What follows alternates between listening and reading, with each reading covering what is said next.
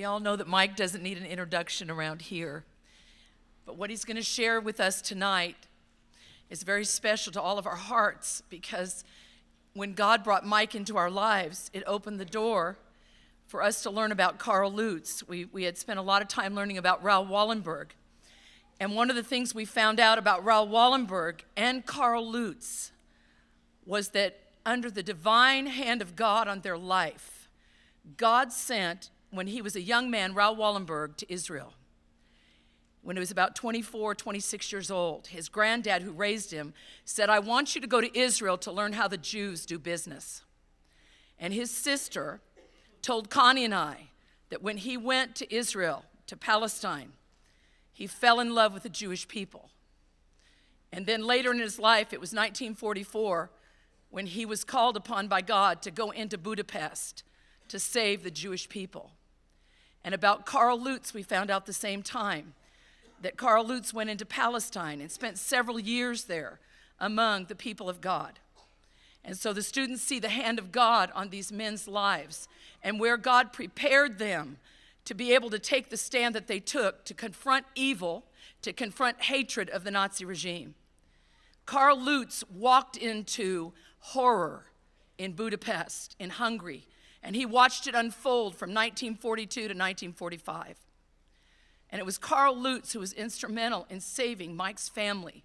Mike told the college today that he would not be here. He would not be in existence had it not been for Carl Lutz and his obedience to defy those Nazi powers and those Nazi demons to save the Jewish people. He saved over 62,000. And we know where God has joined us with the nation of Israel and joined us with God's people. And it's been such a blessing where we've learned to walk and to love Israel and love the nation of Israel and to stand for Israel like we do in this hour. Sometimes it's shocking when we come to the church and have to give a report of the anti-Semitism and the hatred against the nation of Israel. But when we sang the song tonight out of the prophet Isaiah, who said, "You shall go out with joy and be led forth with peace, and the mountains and the hills shall break forth before you, and there'll be shouts of joy." Because as we watch the nation of Israel today, Prime Minister Netanyahu and what God's doing with Israel, the words of the prophets are coming to pass. And we're so grateful that God brought Mike Cohen across our path. And Mike's going to share with us tonight his mother's testimony of when she was a child in Budapest and what happened to her and how God miraculously saved her life. And it's touching our hearts today. Amen. We love you, Mike. As Dr. Carroll said, I would not be standing here before you if it wasn't for a very righteous man who walked with God and who put himself and his family in severe danger to save others. He saved 62,500 at least that we know of in Budapest. And among them, my mother, my uncle, my grandparents, my great-grandparents. Of those few people in my family, there are today upwards of 150 descendants living in Israel. And if you consider that's only from a handful, how many of God's people are alive today thanks to this one man?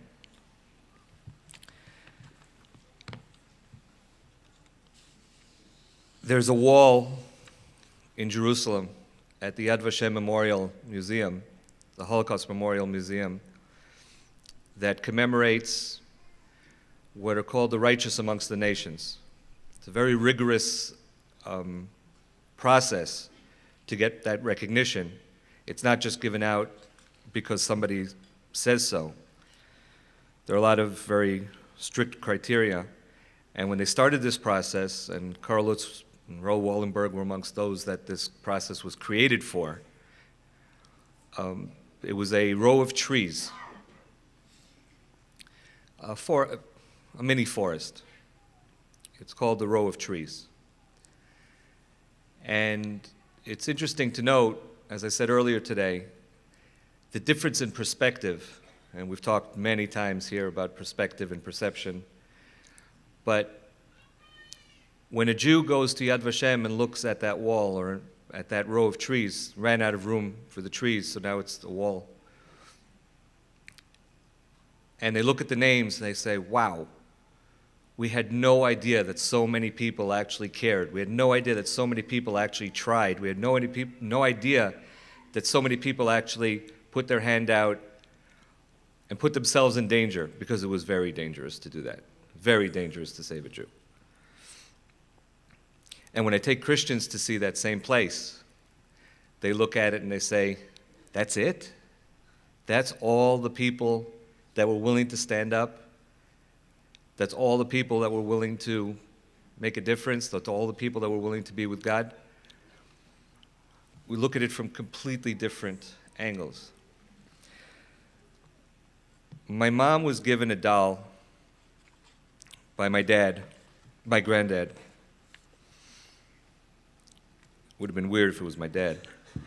She was given a doll by my grandfather when he realized that his day was coming soon. He was a big, strong, burly man. He was an athlete, an outstanding athlete. He was a mountain skier, a long-distance skier. He swam the Danube. He boated on the Danube. He was a big guy. So he knew that they were going to take him to the work camps at some point. And just before they took him away, he gave my mother this doll. This book was published a few months ago, telling my mom's story, but not from my mom's narrative or from my grandmother's narrative, but from the doll's narrative. The doll sits and watches as things happen so that the story can be told to kids in kindergarten, first grade, second grade, third grade, because it's a story that has sadness, but also has great hope. It's a story that has difficulty, but also has great love.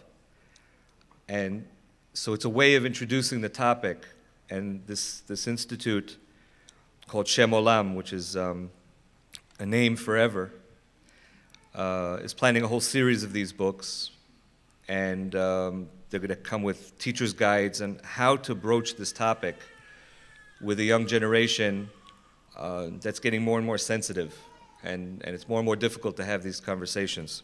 What I want to try and do in the next 20 or so minutes is I want to tell you the story from the book. It's 12 chapters. Mom was able to teach the entire book of Nehemiah in 45 minutes, so I think I could do this in 20. It took my wife most of that time to figure out who Nehemiah was, because it's Nehemiah. God comforted me. And I'd like to dedicate this telling of this story not only to Carl and Gertrude Lutz, who worked actually as a pair, but to the many that we know, and the even many greater number that we probably don't know. Names that go back to history, like Cyrus, and we're now standing 100 years exactly after the Balfour Declaration, which began the process of the return to the Holy Land. Of Reverend Heschler, 120 years ago, Reverend Heschler went over to a guy named Herzl and said, "Herr Herzl, I read your book, let's go do it."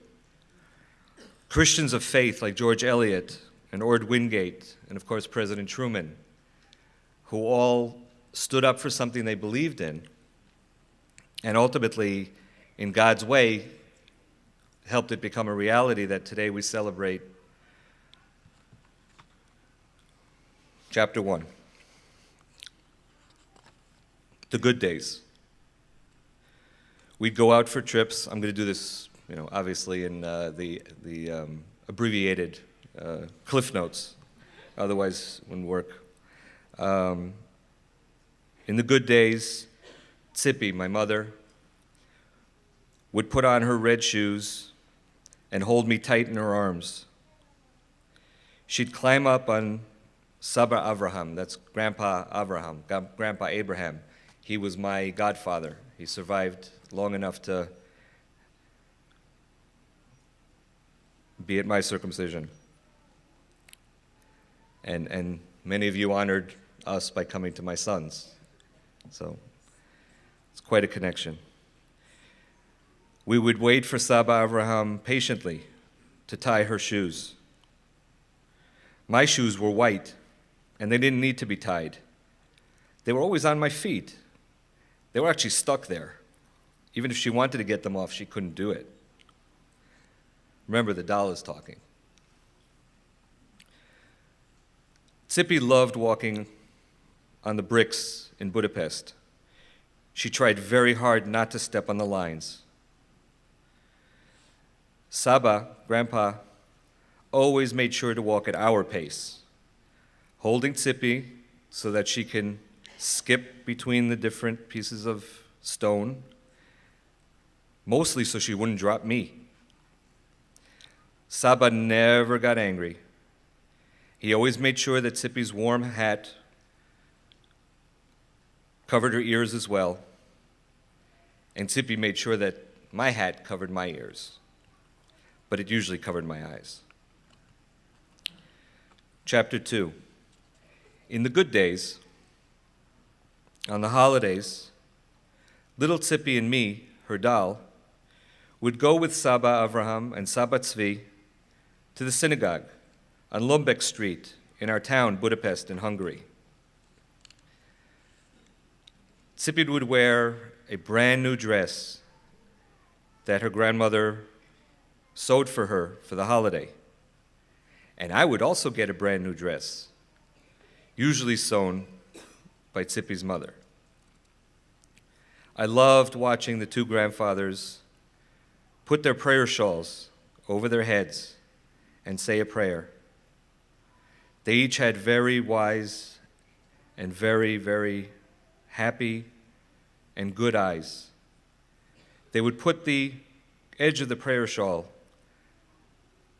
one on Tzippy's head and one on my head, and always say a prayer. Tzippy would get a red prayer book from Saba Tzvi, and we'd both sit on Saba Avraham's lap, and once in a while on Saba Tzvi's lap as well. The other moment that I really, really loved came every special holiday. Saba Avraham, who was from a priestly family, from the family of Aaron, the brother of Moses, would get up at a specific point in the prayer and go up to the ark with two other men, also children of Aaron. They'd put the prayer shawl over their head. They'd raise their hands above the people, and they would say a very special prayer in a very special tune. A prayer that Tzippy explained to me goes back all the way to the days of Moses. Tzippy would stand right next to Saba, and she would remind me to put my head down and be very, very quiet. It was a magical moment. I would cheat. I'd look up at them, trying to see Saba's face, because I was told that it glows when he says the prayer. The prayer that God gave Moses to put upon the people through his brother Aaron. Chapter 3. The good days. Friday evening was a special time in our town of Budapest. Window after window, we could see mommy after mommy and grandma after grandma lighting the Shabbat candles. Little Tzippy would hold me really, really tight because I was hers. She would hold me next to her art and stand between her mother and her grandmother. There was also a little box, a little blue box, with a flag on it, with a map on it. Remember, I'm translating this. Grandma, Savta, would light the candles, and Tzippy would put the coin into the box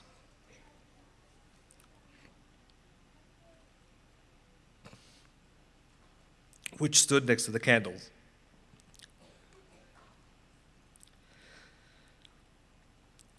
Savta and Ima, Grandma and Mommy, would cover their eyes and say a special prayer.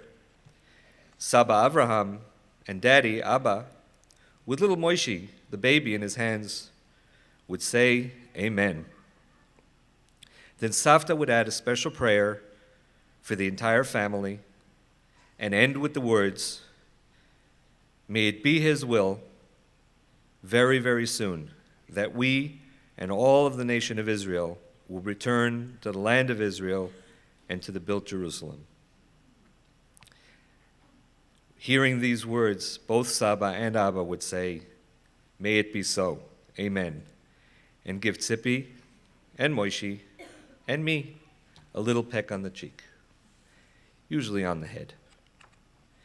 Chapter 4, the less good days. Abba wasn't home very often anymore.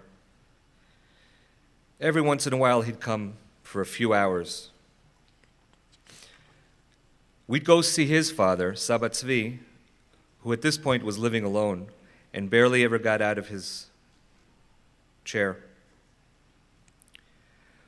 But most of the time, when Abba was home, he spent it with Tzippy. I understood that, so I sat quietly in the room.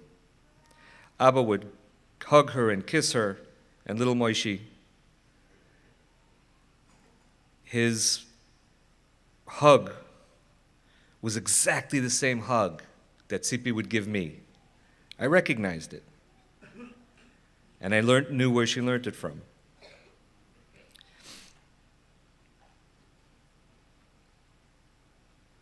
After Abba would say goodbye again, Tzippy would put me down on her lap and whisper, "Abba has to go again. He was taken this time with a lot of other Jews. He has to work hard for the Germans. Don't cry. He had to go. Ima says that he'll be back soon. The war will be over and we'll all be together again." I'd look up at Tzippy and ask her with no words, "Why is Abba so skinny? Don't they give him anything to eat? And where is he? Why does he have to be there? Why are his clothes so drab?" Tzippy would stroke my hair and say, "My little friend, my little doll, I can't talk about it now.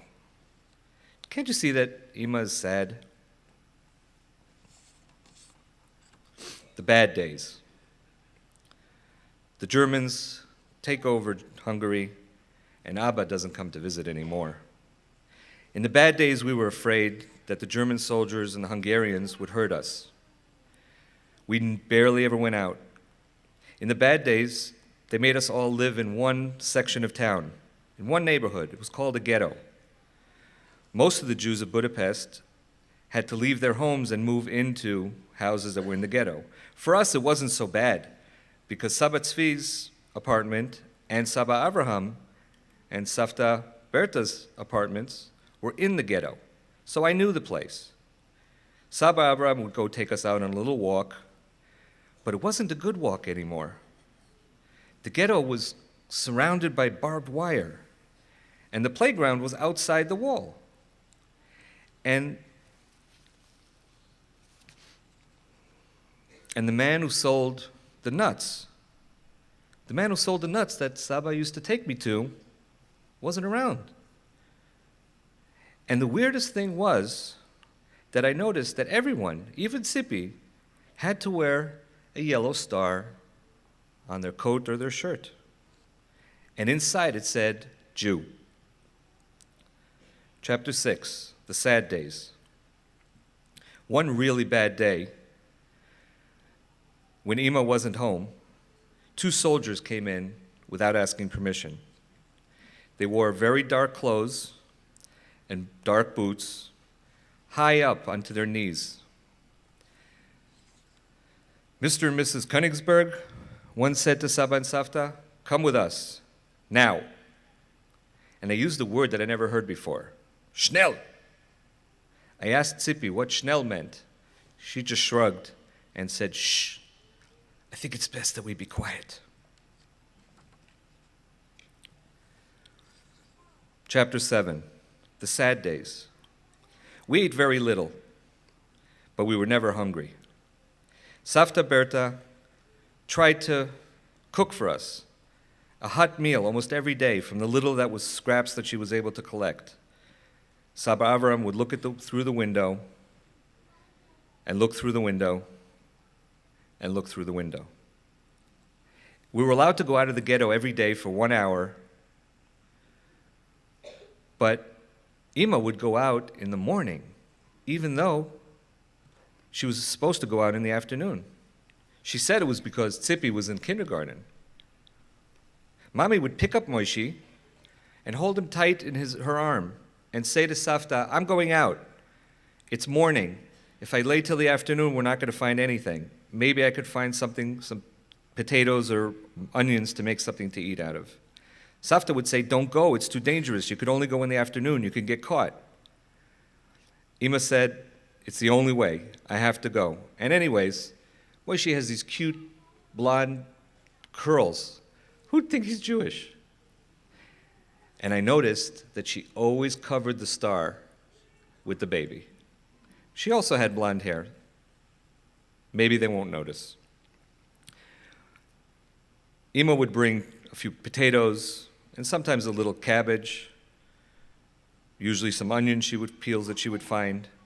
And whenever she came home with these things, Savta would be extremely happy, and the two of them would work extremely hard, and everybody in the neighborhood got hot soup that day. Chapter 8, the sad days. Tzippy was put in a kindergarten, protected by the Red Cross. We would walk to the kindergarten and back. Savta would take me and take me home, usually. Every once in a while, she let me stay with Tzippy. Chapter 9, the scary days have arrived. In those days, Jews were being caught and sent away from the ghetto, and those who remained were afraid to be sent away. I really didn't understand that. There were a few really amazing people who tried to save Jews in the town. A guy named Karl Lutz, a clerk at the Swiss legation in Budapest, rented a house called the Glass House, and he put the Swiss flag on top of it. For some reason, the bad people in town didn't bother anybody that were in a building that had that flag on it. "That's strange," I said to Tzippy. "Shh, let's not talk about it. It must be something good," Tzippy said to me. Chapter 10, one of the really scary days. Ima collected Tzippy and told her a very, very sad secret. She held her and she cried. And Tzippy suddenly said, "Where?" And Ima said, "I don't know." And Tzippy said, "When?" And Ima said, "I don't know." "How do you know?" Tzippy asked. And Ima said, "A friend of Abba's that was able to escape from the camp came back to the ghetto and told her that she heard that Abba did not make it." I understood that we had no more Abba. Very sad days in the house. Ima heard the soldiers going from room to room, house to house, picking up the children. So she hid Moishi in a little box, a carton, no bigger than this book. She took Tzippy to that kindergarten and decided that we have to stay there because that's going to be safe for us. A nurse, a sister, a nun in white clothes received us and took us into a big room with lots and lots of other Jewish kids. Most of them were really crying because their parents had to leave them, and others, like Tzippy, were crying because their parents were going to leave them. Ima promised that she'd come and bring surprises. And when Tzippy didn't calm down, Ima turned to me and said, "You've been a very good friend for Tzippy, and I'm really, really happy that you're going to stay here with her. Please tell her there's no other way. This is the best way to defend both of you and protect both of you." Ima gave Tzippy a big hug. She gave me a big hug and gently removed our little fingers from her and walked away. Tzippy sat down on her blanket that she brought with her, and we both sat there until one of the sisters told us to come with her and gave us a little mat to lie on amongst the other children. The next day for breakfast, we got a piece of bread with a little bit of oil on it. Tzippy decided that I should eat first, and she gave me little pieces, very, very, very slowly, because that's how she saw the other kids eating. We were bored all day long, and in the afternoon, Ima came to visit. I promised I'd come, and I came. Ima sat down next to us on the mat. She put a hand in her pocket, and she took out a surprise. "Chocolate? Where did you get chocolate?" Tzippy hadn't seen chocolate in years, and I had never seen chocolate. I just heard about it. "There are 3 little pieces here," Ima said. "One from Saba, with a kiss, one from Savta, with a kiss, and one from your little brother Moishi, who decided you should have his. Don't eat the chocolate until after I leave," he suggested to Tzippy. She suggested to Tzippy, "and that way you'll have a few more sweet moments during the day." I looked at Tzippy and I said, "You know what? Maybe we should save it for a little bit later. We had some good times today. We don't know what will happen tomorrow." "Okay, that's a good idea," Tzippy said to me. Suddenly, one of the nuns came over and said, "Give me the chocolate." "But it's mine. My mommy gave it to me," said Tzippy, and put her hand in her pocket. "Give me the chocolate now," said the nurse. "Everybody here eats the same thing, and only the same thing. You can't have anything that the others don't have." I jumped up and yelled at the nun, "It's ours! It's ours!" But the nun couldn't hear me.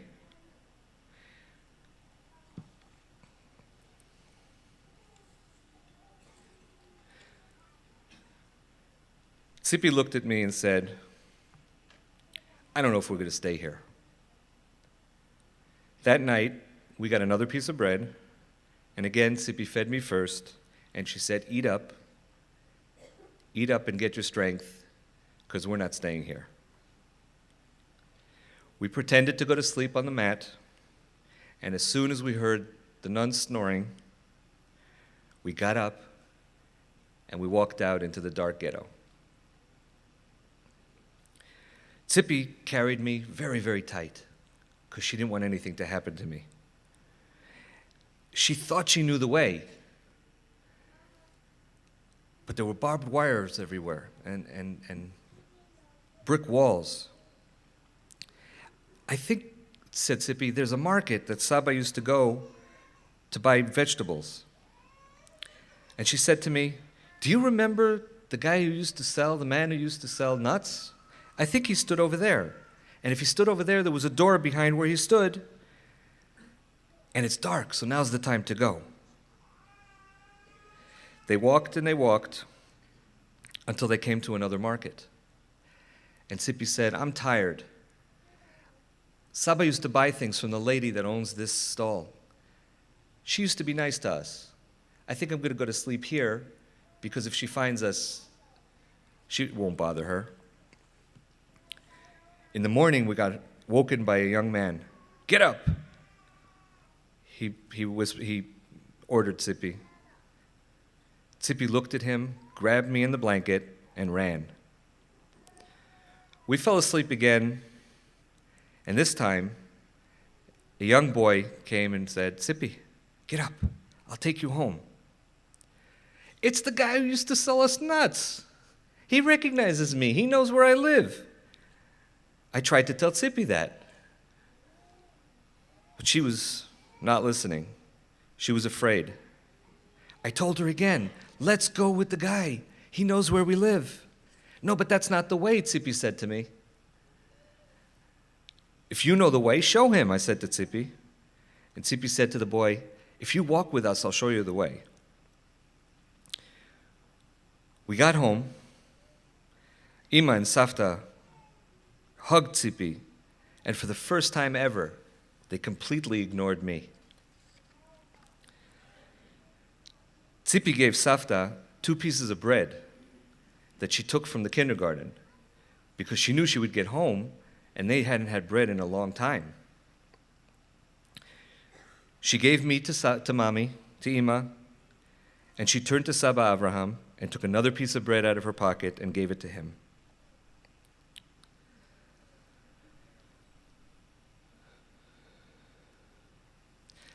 Savta said to Ima, "It's too dangerous. You have to take her back." I thought they were talking about me, but they weren't. They were talking about Tzippy. Ima sat us down and said, "It's really a wonderful thing that you did coming home to bring us some food, but you have to go back to the kindergarten because that's where it's safe." We walked back to the kindergarten. It turns out it was only a 10 or 20-minute walk. But when we walked in, it was quiet. There was a young man standing outside, and Ima asked him, do you know where all the kids are?" And he put his head down and said, "There are no more kids. They killed them all." And he walked away.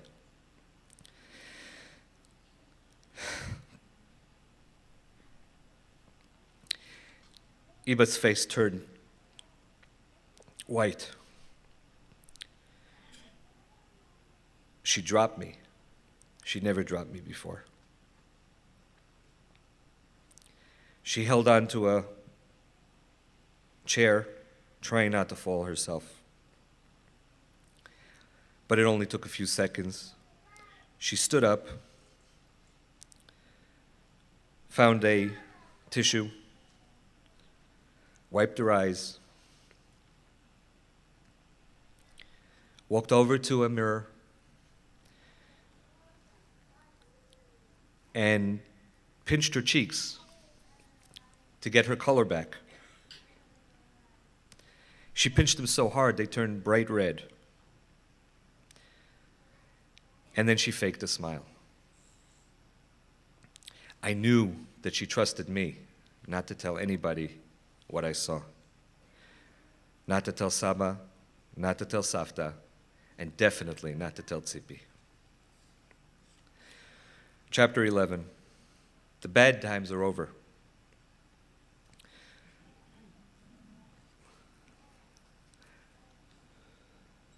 The armies of the Allies liberated Hungary, not only from the Nazis, but also from the Nilosh, the Army of the Cross, the Army of the, how do you say that in English? Arrow Cross, correct. It's actually Army of the Arrow, it says here. They were the ones who helped kill the Jews. The ghetto wall came down. The barbed wire came down. Ima took Moishi and Tzippy and me and Saba and Savta, and we took our first walk in the fresh air, and we actually went to the playground. We went to the river, and we put our feet in the water. The Jewish kindergarten opened again. Tzippy would say goodbye to me every morning and leave me at home because she didn't need me to protect her. And I would wait for her patiently until she came home. A whole bunch of skinny Jews, very, very skinny, with a gaunt and sad look, started showing up in the neighborhood. I recognized some of them, but I couldn't believe they were the same people. Most of those who came home couldn't find their loved ones. A few found a brother or a sister or a cousin, but most just sat with a blank stare on the park bench. We found out that Clary, my aunt who helped save my Saba and Savta, also survived. It made all of us smile again. Chapter 12, the Bestest day. One day, started as a regular day, I was sitting and waiting for Tzippy to come home, just like I always did, and suddenly it turned into the best day of my life. I was walking in the street, Ima tells Savta, and suddenly I heard a very, very familiar voice behind me. Iren? Iren? What's a pretty girl like you doing in a place like this? I turned around and I fainted. When I came to, I was 100% sure I was seeing things. I was hallucinating, she said, Mommy tells Savta. And then I heard it again. Iren, wake up. I looked up, and there was somebody standing there who I thought I recognized, but it couldn't be. It was. My husband had survived. My dear husband came home. After fainting again, Abba tells the story now, and added a huge, huge laugh at the same time. After she fainted again, he repeated, this time I laughed, and Savta laughed, and Saba laughed, and it was the first time that I remember laughter. Even little Moishi started laughing. We hadn't heard a peep out of him in months. I told him to be quiet, and I guess I was the bigger sister, so he listened to me. I hope he doesn't get too excited, because then we're going to have to change him again. I was worried about Tzippy. What's going to happen when she comes home?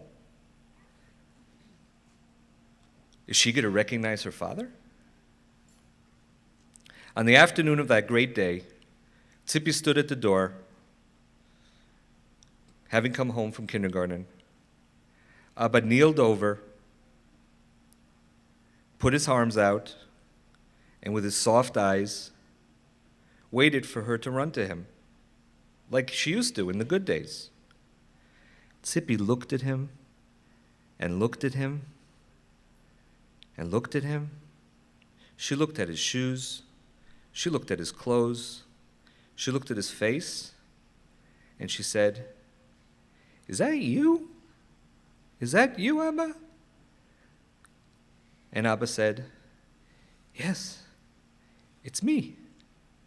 Tzippy said, "Aren't you dead?" And Abba said, "I'm very much alive. Thank God, I'm very much alive, and I'm right here. It was difficult, it was hard, I barely made it, but it's me. I'm your Abba, and I'm home." But what about the friend that said, he made a mistake? Tzippy just looked at him, and he looked at her, and I watched the two of them. Abba put his arms out again, hoping that Tzippy will come to him. He inched forward on one knee, when all of a sudden, Tzippy let out a cry. "Abba!"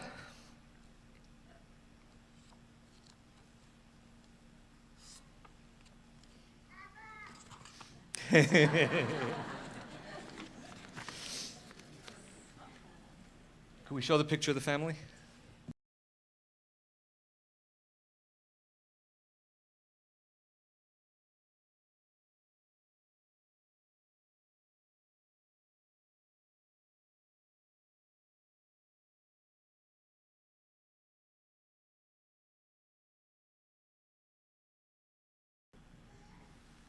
When I saw that picture that you just saw of my grandfather kneeling over to his daughter, my mother, it resonated tremendously. Because every time I come home, one of the little ones gives me that look of, and I thought you weren't coming home. But the circumstances are so different. The time is so different. We talk on Skype, we talk on the phone. It may be confusing, and it may be scary when Abba goes away.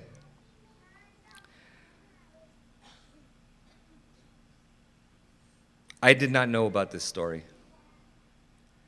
I knew none of this until this book came out. My mother still has this doll 70 years later. She moved from Budapest to Bergen-Belsen to we didn't call them refugees, they were displaced persons. That's the doll. And then she moved to a place called, I don't remember, another displaced person. And then they came to the United States, and they moved from one tenement to another tenement, to the Bronx in New York, and to the Lower East Side, and to Queens. Then she came to Israel to study, and she went back to the United States, and on, Toronto, Canada, Houston, Texas, Netanya, Israel, Jerusalem, Kfar Haroeh, back to New York, back to Israel. We packed up as a family, we packed our stuff up at least a dozen times and shipped it overseas. I never ever saw or heard of this doll. My mother kept this friend, this surrogate for her dad, for 70 years as a, I don't know as what, but today it stands in testimony. Today it's going to be a symbol in Israel. Could you show the family with my parents? There you go. That's my mother today, with my dad and my three kids. That's my tiny contribution to the 150. My sister has 8 and a couple grandchildren. One granddaughter. My uncle has, I don't know, I can't count. One man, one woman, Carl and Trudy Lutz, decided that they were going to stand up in the face of evil. And today there are, out of 62,500, I can only imagine how many hundreds of thousands waiting for the redemption, waiting for the day that all of you could come and we'll all go to the house of the Lord together. And being from a priestly family, Natan, Uriel, my dad, myself, all those who are resurrected and come back, we could all receive the sacrifices. And on a lighter note, I have a charbroil grill with 4 burners, and if you put the steak on both sides for about 2 minutes, they come out perfect. And you are all invited to come to Israel, look at the Judean mountains that you sang about from Isaiah, and when you stand there, the hills really come alive with the sound of music, but not music written by men, music written by God, by the creator of heaven and earth. And no matter what the specifics of what we believe, we'll all be standing there together, united as one, as all humanity recognizes that there's one creator of heaven and earth, and it's our job and it's our duty to praise him and to thank him and to learn the lessons from those human beings that stood above and beyond and put themselves in danger and their family in danger, and let humanity continue in what we hope will be a much better day. I summarized this little book. I hope we'll be able to put it out in English at some time. I asked them to do it. And I hope that my translation gave you a little sense of how children in Israel today will be able to learn from my mom's doll. We'll be able to learn the story of Carl Lutz. We'll be able to open up the conversation about the fact that we're not alone in the world anymore, that so many people here and all across the world, I counted 15 nations, so you got a few to go to get to 70. Got to get some work done, okay? Because I expect you all to be standing there with all 70 nations singing, and you're going to have to teach them the Hebrew because none of the other ones know it. I thank you, and I'm not going to ask the kids to come up because it'll take too long, but with sincere thanks, I thank you,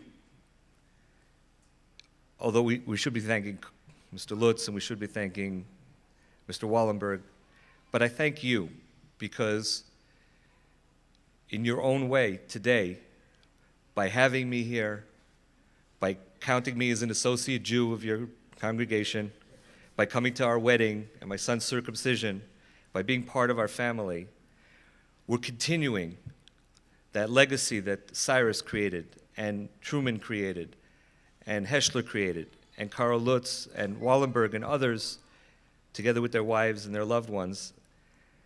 And if we continue this way, there's no telling what God will do as a reward. Thank you so much. Thank you.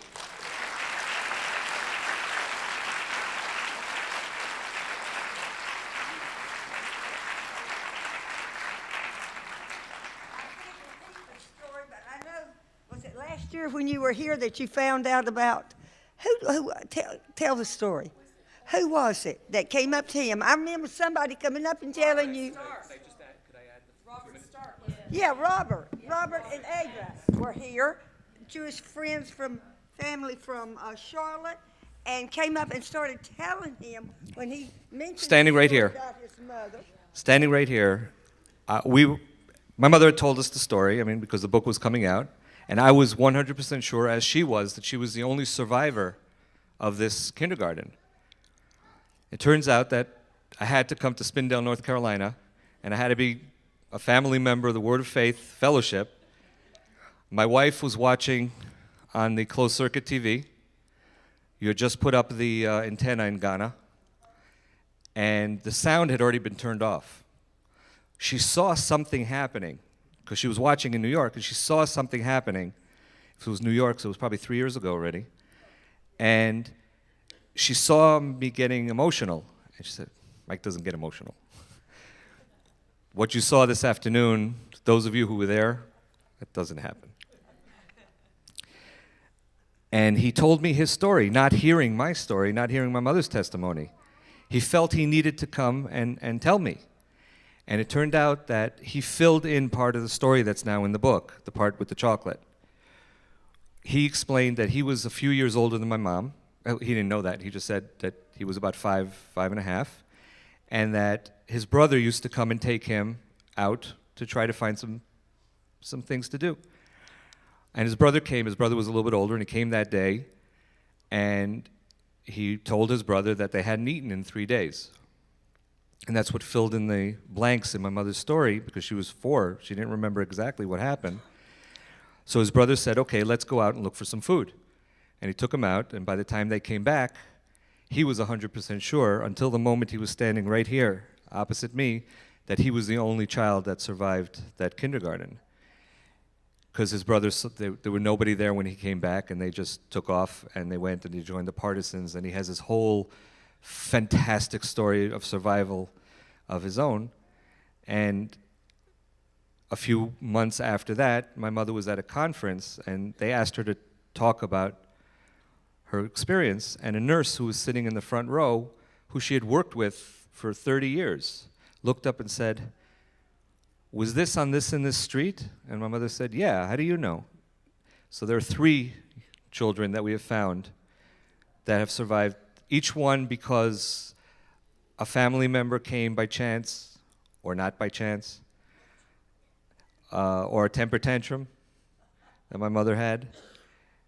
So again, the connection, and it all happened because of the temple. Most of the people here don't know. The young men here that worked on building the temple, the different models of the temple, know that that's why we connected. We connected because of God's temple.